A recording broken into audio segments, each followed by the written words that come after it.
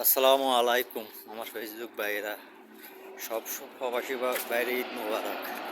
দেখেন ভাই, আজকে শুক্রবার, আজকে ছুটি পাইছি, কিন্তু এক দিয়ে কাম করবে কইছে।